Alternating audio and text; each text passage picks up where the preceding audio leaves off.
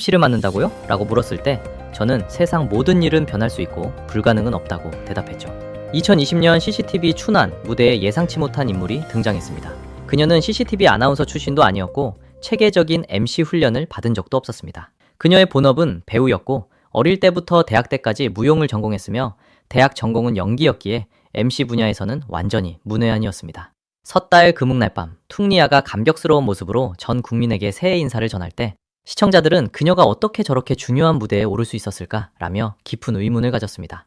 배우가 춘한 MC로 나서는 것은 매우 드문 일이었으니까요. 4월 4일 늦은 밤 퉁리아는 단숨에 실시간 검색어 상위권에 올랐습니다. 전 남편 천스청 때문이 아니라 그녀가 기획하고 주연을 맡은 무용극 재원방제저리가 베이징 텐차오 예술센터에서 막을 올렸기 때문입니다. 이혼 후에 야야가 이토록 완벽하게 각성하여 춘한 MC도 맡고 대박 영화에도 출연하며 무용극 총기획까지 맡게 될 줄 누가 알았겠습니까? 몇 년 전 우연히 본 인기 게시물이 떠오릅니다. 제목은 직설적으로 야야 퉁리아가 드디어 완전히 흑화되었구나 라고 적혀 있었습니다. 하지만 분노를 자아냈던 것은 그 게시물 아래 달린 댓글들이었습니다. 그녀의 분위기가 확 달라지고 미모가 업그레이드 된 것이 모두 어떤 거물급 스폰서를 만나서 그렇다는 등 억측이 난무했습니다. 거물급 인사와의 은밀한 관계 덕분에 커리어가 승승장구하고 있다는 등 글 전체가 밑도 끝도 없는 허위사실과 악의적인 추측으로 가득 차 있었습니다. 사실 2020년에 이미 파경의 복선은 깔려 있었습니다. 2020년 1월 한 매체는 42세의 천수청과 37세의 퉁리아가 이미 남몰래 이혼합의서에 서명했다고 폭로했습니다. 민정국에 가서 이혼 증명서를 발급받는 절차만 남겨둔 상태라는 것이었죠. 게다가 폭로글에는 두 사람이 같은 아파트 단지에 살고 있긴 하지만 이미 서로 얼굴을 보지 않고 지낸 지 오래되었다고 적혀 있었습니다. 손꼽아 계산해보니 2020년은 마침 두 사람이 결혼한 지 7년째 되는 해였습니다. 그들의 사랑도 결국 7년차 징크스의 저주를 피하지 못한 걸까요? 이런 폭로에 퉁리아 측은 늘 그랬듯 해명에 나섰습니다. 하지만 그들을 잘 아는 사람이라면 해명 뒤에는 늘 천스청의 바람기와 관련된 끊임없는 소문이 있었다는 것을 알고 있었습니다. 천스청의 결혼 전 연애사는 이미 무척 화려했지만 여기서 길게 언급하지는 않겠습니다. 하지만 2014년 두 사람이 결혼한 이후로 천스청의 불륜 스캔들은 멈춘 적이 없었습니다. 모델부터 유흥업소 종사자까지 이름이 알려진 장시안, 리춘, 왕톤추, 치치, 류즈웨이 등을 비롯해 심지어 정체불명의 여성 2명과 동시에 바람을 피웠다는 충격적인 소문까지 그럴싸하게 돌았습니다. 불륜설이 터질 때마다 퉁리아의 선택은 놀랍게도 늘 똑같았습니다. 그를 믿고 용서하는 것이었죠. 하지만 눈치 빠른 사람들은 그 용서 뒤에 얼마나 많은 억울함과 무력감이 숨겨져 있는지 알 수 있었습니다. 그렇지 않았다면 결국 이혼까지 가지도 않았을 테니까요. 사실 이 두 사람의 결합은 처음부터 외부의 긍정적인 시선을 받지 못했습니다. 이 모든 것에는 일찍부터 조짐이 있었습니다. 두 사람이 만나기 전으로 돌아가 각자의 인생 궤적을 살펴보겠습니다. 2007년 천수청은 화이브라더스와 순조롭게 계약하며 커리어의 첫 번째 상승기를 맞았습니다. 반면 퉁리아의 행운은 뒤늦게 찾아왔습니다. 같은 해 그녀는 얼둥성 감독의 신작 신불요정의 출연 제의를 받고 광저우로 향했습니다.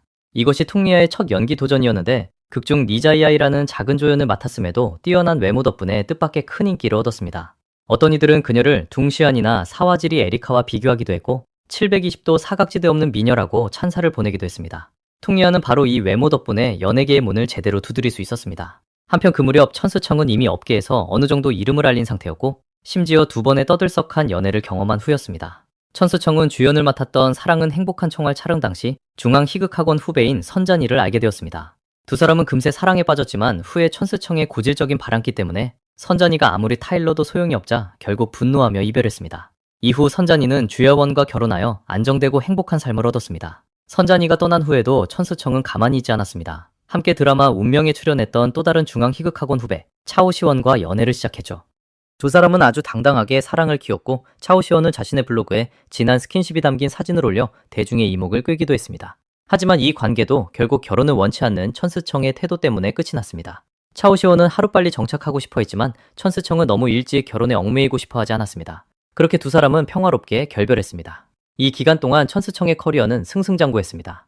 제28회 비천상 장편 드라마 부문 3등상을 수상했을 뿐만 아니라 제62회 프랑스 칸 국제영화제 나무주연상 후보에도 오르며 그야말로 의기양양한 상태였습니다.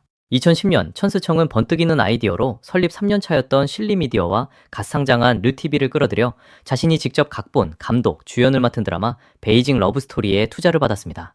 이 작품이 그의 커리어를 한 단계 더 도약하게 만들 뿐만 아니라 퉁리아와의 만남을 위한 절호의 조건을 만들어줄 것이라고는 아무도 예상하지 못했습니다. 베이징 러브스토리 촬영 당시 천스청은 양미, 장신희 등 인기 여배우들을 섭외하는 동시에 당시까지만 해도 수수했던 중앙 희극학원 후배 퉁리아를 기용했습니다. 2012년 이 드라마가 여러 방송국에서 방영된 후 그야말로 대박이 났습니다. 3천만 위안을 투자해 억대의 수익을 거둬들였고 천스청은 이 작품으로 다수의 상을 휩쓰며 입지를 완전히 굳혔습니다. 퉁리아 역시 이 드라마를 통해 단숨에 스타덤홈에 올랐습니다. 심지어 드라마의 주제곡조차 온 거리에서 흘러나오는 인기곡이 되었습니다. 더욱 흥미로운 것은 극중의 짙은 감정이 현실로 이어졌다는 점입니다. 천스청은 이 작품을 계기로 퉁리아를 진심으로 사랑하게 되었습니다. 하지만 그보다 5살 어렸던 퉁리아는 진작부터 천스청의 바람기 소문을 듣고 있었습니다. 한편으로는 상대방의 뛰어난 능력에 끌리면서도 다른 한편으로는 마음속 깊은 걱정 때문에 태도가 줄곧 망설임의 연속이었습니다. 결정적인 순간에 양미가 나섰습니다. 그녀는 감성에 호소하고 이성적으로 설득하며 일단 만나보고 잘 맞으면 계속 만나고 안 맞으면 헤어지면 된다고 퉁리아를 부추겼습니다. 양미의 거듭된 설득 끝에 퉁리아는 마침내 걱정을 내려놓고 천스청을 받아들였습니다. 두 사람이 연인이 된 후 천스청은 베이징 러브스토리의 열기를 등이었고 영화판 제작을 준비했습니다. 동시에 자신의 스튜디오를 상하이 청야 영상문화 미디어 유한회사로 승격시켰습니다. 청야라는 이름은 눈치 빠른 사람이라면 누구나 천스청의 청과 퉁리아의 야의 발음을 딴 것임을 단번에 알 수 있었습니다. 청야 설립 초기 천스청은 이사 겸 청경리를 맡아 지분 30%를 보유했고 소속 연예인으로는 본인과 퉁리아, 류하워란, 다이모 등이 있었습니다. 이러한 깊은 결속은 훗날 두 사람이 이혼할 시기가 결코 이르지 않을 것임을 직접적으로 결정짓는 요인이기도 했습니다. 2014년 천스청은 퉁리아에게 그녀의 생일인 8월 8일을 상징하는 8.8캐럿의 대형 다이아몬드 반지를 선물했습니다. 이후 두 사람은 남태평양 파이티 섬에서 무려 1,500만 위안을 들여 성대한 결혼식을 올렸습니다. 결혼식 당일 천스청의 어머니는 특별히 레이자인을 결혼식 사회자로 불렀고 농담 반 진담 반으로 예전엔 당신이 제일 미웠어요. 우리 며느리랑 자꾸 소문이 나잖아요. 라고 말하기도 했습니다. 사실 레이자인과 퉁리아의 스캔들은 두 사람이 여러 작품에서 자주 호흡을 맞췄기 때문에 생긴 것일 뿐 어떠한 확실한 증거도 없었습니다. 오히려 결혼식이 끝난 지 반년도 채 되지 않아 불륜설이 터진 쪽은 천스청이었습니다.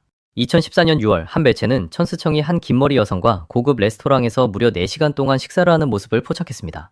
식사 후 두 사람은 함께 차를 타고 천스청이 결혼 전에 살던 고급 아파트로 향했고 그곳에서 약 2시간가량 머물다 새벽이 되어서야 다정한 모습으로 나란히 밖을 나왔습니다. 하지만 퉁리아는 여전히 남편을 믿기로 선택했고 불륜설을 부인했습니다. 2015년 완다와 청야가 다시 한번 손을 잡았습니다. 천스청이 각본과 감독을 맡고 왕바오창이 주연을, 류아우란, 퉁리아, 천어 등이 출연한 영화 당인과 타만이 12월 31일 연말에 개봉했습니다. 같은 해 1월 33세의 퉁리아는 38세의 천스청 사이에서 아들 더도를 낳았습니다. 당인과 타만은 대중의 폭발적인 호평과 흥행을 기록하며 내륙 박스오피스 8억 위안을 돌파했고 더우반에서 약 100만 명이 참여해 7.8점이라는 높은 평점을 받았습니다. 또한 제23회 베이징 대학생 영화제에서 최우수 각본상을 수상하기도 했습니다. 당시 왕바오창은 천스청이 감독으로서 성공 가도를 달리는 것을 보고 자신도 유행을 따라 감독으로 데뷔하며 대내 천축을 촬영했습니다. 하지만 영화 개봉 준비가 한창이던 결정적인 순간에 아내 마룬과 매니저 슝저의 불륜 스캔들이 터지면서 그의 평판은 바닥으로 곤두박질 쳤습니다. 이후 대내 천축이 개봉했지만 평가는 기대에 미치지 못했습니다. 결국 왕바오창은 다시 친구인 천스청과 협력하여 당인과 타마니의 주연을 맡아 류하오란, 샤오양과 함께 미스터리 코미디 장르에 재도전했습니다. 2017년 초 퉁리아의 아들 도도가 막 첫 돌을 지났을 무렵 천스청의 불륜 스캔들이 또다시 터졌습니다. 한 매체가 촬영을 마친 천스청이 혼자 모 KTV에 갔다가 흰옷을 입은 여성을 데리고 호텔방으로 돌아가는 모습을 포착했습니다. 그 후 2시간 반 뒤에 또 다른 여성이 그의 방으로 들어갔습니다. 하지만 퉁리아는 이번에도 용서를 택했고 또다시 공개적으로 남편을 굳건히 지지했습니다. 2018년 설날 당인과 타마니가 개봉했습니다. 비록 더우반 평점은 66만 명 참여의 6.6점으로 1편에 미치지 못했지만 흥행은 하늘을 찔러 단숨에 34억 위안에 육박했습니다. 천스청의 커리어는 정점에 달했습니다. 이해 천스청의 나이는 겨우 40세였으며 재능과 운을 동시에 거머쥔 셈이었습니다. 이후 당인과 타마니는 제25회 베이징 대학생 영화제에서 대학생들이 가장 좋아하는 영화상을 수상했고 제34회 대중영화 백화장 다수 부문에 노미네이트 되었습니다. 2020년 춘절 직전 천스청과 왕과오창은 다시 한번 막강한 조합을 결성했습니다. 당인과 타만 3은 일본 도쿄로 무대를 옮겨 촬영되었으며 사전 예매액이 최단 기간 내에 1억 위안을 돌파하며 동시기 춘절 개봉작들을 압도적으로 따돌렸습니다. 하지만 갑작스럽게 터진 코로나19 팬데믹으로 인해 영화 개봉은 철회될 수밖에 없었습니다. 이후 재개봉했을 때 흥행 성적은 여전히 좋았지만 평판은 완전히 무너졌습니다. 과거 사병돌격에서 저격수 청차의 역을 맡았던 천스청은 커리어에서 첫 번째 중대한 저격을 당한 셈이었습니다. 그리고 그 이전에 이미 그의 결혼 생활은 수차례 불거진 불륜설로 인해 만신창이가 되어 있었습니다. 천스청의 불륜설 외에도 퉁리아와 레이자인의 스캔들 역시 한때 널리 퍼지며 떠들썩했습니다. 2019년 7월 촬영장에서 두 사람이 콜라 한 병을 나눠 마시는 움직이는 사진이 SNS를 뜨겁게 달궜습니다.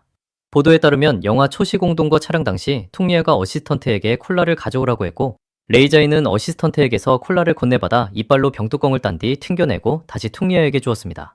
퉁리아는 레이자인에게 먼저 마시라고 권유했고, 레이자인이 병 입구에 입을 대고 한 모금 크게 마신 후 퉁리아 역시 병 입구를 닫지 않고 그대로 입을 대고 불어 마셨습니다. 알만한 사람들은 다 알 겁니다. 두 사람의 관계가 일정 선을 넘지 않고서는 무의식적으로 이런 행동이 나올 수 없다는 것을요. 이외에도 네티즌들은 촬영 쉬는 시간에 레이자인이 퉁리아가 감기에 걸릴까 걱정하며 세심하게 외투를 덮어주는 모습, 상하이 영화제 개막식에서 레이자인이 서명 후 장난스럽게 작은 하트를 그려 퉁리아의 이름을 가리킨 1등을 찾아냈습니다. 스캔들이 확산되자 평소 조용했던 레이자인의 아내 디슈페이는 특별히 웨이보에 딸, 남편, 그리고 반려견과 함께 찍은 사진을 올리며 한 명도 빠짐없이 모였다 하는 글을 남겼습니다. 이는 부부 사이의 굳건한 애정을 증명하려는 듯 보였고, 그제야 네티즌들의 시선도 서서히 흩어졌습니다. 하지만 의아했던 것은 반년 뒤 퉁리아의 과거 들러리였던 퉁야오가 직접 나서서 퉁리아와 레이자인의 가십글을 구경하다가 바로 삭제한 사건이었습니다. 이 행동은 두 사람의 스캔들을 다시 한번 화제의 정점으로 끌어올렸습니다. 그리고 두 사람의 결혼 생활이 끝났음을 실제로 암시한 것은 2020년 8월 8일 퉁리아의 37번째 생일날 일어났습니다. 사람들은 그동안 천수청의 생일 축하 메시지에 3년 연속 답글을 달지 않았던 퉁리아가 이날 마침내 응답했다는 것을 발견했습니다. 하지만 그저 이모티콘 하나뿐이었죠. 게다가 천수청의 생일 축하 메시지 역시 의미심장했습니다. 여보나 자기야 같은 다정한 호칭 대신 퉁리아를 더도 엄마라고 불렀기 때문입니다. 이러한 거리감은 이미 두 사람의 관계가 돌이킬 수 없는 상태로 변했음을 뚜렷하게 보여주고 있었습니다. 사실 두 사람이 최종적으로 이혼이라는 수순을 밟게 된 것은 진작부터 예견된 일이었습니다. 집안 배경, 성장 환경의 차이, 상반된 성격 외에도 가장 핵심적인 이유는 두 사람의 완전히 다른 결혼관과 가치관 때문이었습니다. 일찍이 퉁리아가 시집갈 때 보수적인 사상을 가진 그녀의 아버지는 그녀에게 말했습니다. 천씨 가문에 가면 일을 좀 많이 돕고 천서방 밥도 잘 챙겨주고 나이 들면 잘 모시거라. 어릴 적부터 받은 전통적인 교육은 퉁리아의 결혼관을 닭에게 시집가면 닭을 따르고 개에게 시집가면 개를 따른다는 식으로 만들었고, 남편을 내조하고 자녀를 잘 가르치며 시부모에게 효도하는 좋은 여자가 되는 것을 목표로 하게 했습니다. 하지만 천수청의 결혼관은 이와 전혀 달랐습니다. 그는 과거 한 방송에서 원나잇 스탠드는 비일비재하지 않나요? 그렇지 않나요? 게다가 수많은 원나잇 스탠드가 있고, 혹은 어떤 것은 더 추악하거나 어떤 것은 더 행복할 수도 있죠.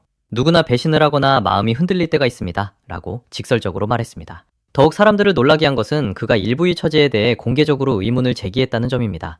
저도 결혼이라는 것에 대해 의구심을 품은 적이 있습니다. 과연 현재 우리가 따르는 일부의 처제가 올바른 것일까요? 아니면 고대의 일부 다처제가 좋은 것일까요? 호색하는 것이나 다른 어떤 것이든 사실은 자연스러운 본성입니다. 우리는 마땅히 자연스러운 모든 것을 따라야 한다고 생각합니다. 성공한 사람들을 보면 그들은 더 많은 여자, 예쁜 여자를 소유하기를 원한다는 걸 알 수 있습니다. 이건 욕망이죠. 저는 욕망을 회피할 수 없다고 봅니다. 누구나 바람을 피운다는 천수청의 단언과 이런 왜곡된 결혼관 앞에서 퉁리아는 그저 체념한 듯 집에 돌아오기만 하면 돼요 라고 말할 수밖에 없었습니다. 그 말 속에는 아무런 당당함도 없었고 끝없는 억울함과 인내만이 담겨 있었습니다. 당신은 천수청이 솔직하고 숨김없다고 말할 수도 있고 퉁리아가 관대하고 참을성이 많다고 말할 수도 있겠지만, 이렇게 서로 겉도는 결혼 생활은 처음부터 비극으로 끝날 운명이었습니다. 연예계에서 이런 파경 드라마는 사실 이미 놀라운 일도 아닙니다. 양미와 류카이웨이, 자오리인과 펑사오펑 모두 파경설 부인에서 시작해 결국 이혼이 사실로 밝혀지는 과정을 거쳤습니다. 퉁리아와 천수청 역시 이 마의 징크스를 피해가지 못했습니다. 어쩌면 연예계에서는 이익 분배만 확실하다면 이혼 따위는 별거 아닐지도 모릅니다. 겉으로 보기에 원만해 보이는 결혼 생활 뒤에는 종종 남모르는 이익관계가 얽혀있기 마련이니까요. 이제 두 사람은 이미 이혼했고 각자의 삶을 잘 살아가고 있습니다. 퉁리아는 불행했던 결혼 생활에서 벗어나 점점 더 자신감을 찾고 눈부시게 빛나고 있습니다. 자, 오늘의 공유는 여기까지입니다. 댓글창에 많은 의견 남겨주시기 환영하며 다음 시간에 또 만나요.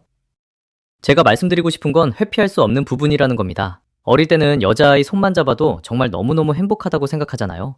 하지만 막상 25세에서 26세가 되거나 혹은 좀 더 어릴 때부터, 사람마다 상태는 다르겠지만 우리 모두 경험해 본 적이 있을 겁니다. 저는 여기 계신 모든 분들도 그런 경험이 있을 거라고 믿습니다. 누군가를 만났는데 그게 아니라 매일 침대에만 같이 있고 싶을 정도로 짜릿하고 기분 좋은 그런 거 있잖아요. 아무튼 어떤 한 가지 일이 특별히 그런 느낌을 주는 거죠. 하지만 나이가 들면서 분명 그런 일에 대한 감흥은 서서히 줄어들게 될 겁니다. 왜냐하면 그건 사랑의 외적인 표현 방식일 뿐이니까요. 누구나 순간적인 생각이 들거나 마음이 흔들릴 수 있습니다. 다만 어떤 사람은 그 빈도가 많고 어떤 사람은 적을 뿐이죠. 어떤 사람은 정말로 배신을 하고 돌아오지 못하는 반면, 어떤 사람은 마음만 흔들리고 몸은 가지 않았으며, 또 어떤 사람은 몸은 갔지만 마음은 주지 않기도 합니다. 하지만 사실 영화도 마찬가지입니다. 대중에게 알려주는 것은 하나의 스토리일 뿐입니다. 다만 그 수위가 어느 정도인지는 그저 비유적인 이야기일 뿐이라고 말씀드리는 겁니다. 아무도 그럴 엄두를 못 낸다고는 말하지 마세요. 저는 난 내 아내나 남편 말고는 평생 누구에게도 마음이 흔들린 적 없다고 말하는 그런 가식적인 말들은 믿지 않습니다. 마치 불교에서 마음이 흔들리는 것이 수치스러운가 아니면 몸이 흔들리는 것이 수치스러운가를 묻는 것과 같습니다. 저는 종종 다른 사람들에게 묻곤 합니다. 당신이 용서할 수 있는 것은 남편의 육체적 배신입니까? 아니면 영혼과 마음의 배신입니까? 이것은 사실 매우 철학적인 주제입니다. 우리가 반드시 어떤 정답을 내놓아야 하는 것도 아니고 애초에 정답도 없습니다. 저는 퉁리아 씨의 대답이 정말 궁금합니다. 남편의 마음의 배신과 육체의 배신 중 어떤 것을 용서할 수 있나요? 저는 집에 돌아오기만 하면 된다고 생각해요. 아니요. 사실 솔직히 말씀드리면 나이가 어떻게 되시는지 모르겠지만 이런 질문을 하실 수 있다는 것 자체가 솔직히 저는 그들이 처음에 성공할 수 있었던 원동력은 모두 여자에게서 비롯되었다고 생각합니다. 그들은 더 많은 여자, 예쁜 여자를 소유하길 원하죠. 이건 욕망입니다. 저는 욕망이란 회피할 수 없는 것이라 생각합니다. 우리 중 많은 사람들은 스스로를 도덕적 관념이나 이념 같은 높은 잣대 위에 올려놓고 종종 인간의 자연스러운 본성을 무시하곤 합니다. 자연스럽다는 건 제가 왜 이 여자들을 좋아해야 할까요? 호색하는 것이든 다른 어떤 것이든 사실 자연스러운 현상입니다. 여색을 밝히는 것이든 아니든 심지어 동성애라고 해도 그건 모두 자연스러운 일입니다. 우리는 마땅히 모든 자연스러운 섭리에 순응해야 합니다. 저 역시 결혼이라는 것에 대해 의구심을 품은 적이 있습니다. 과연 현재의 우리 결혼 제도가 올바른 일부일처제일까요? 아니면 고대의 일부 다처제가 맞는 걸까요? 왜냐하면 포유류 동물들을 보면 적자 생존이잖아요. 포유류 중에서 왕이 되고자 하는 모든 수컷의 목적은 크게 두 가지뿐입니다. 첫째, 더 많은 자원을 차지하는 것. 둘째, 더 많은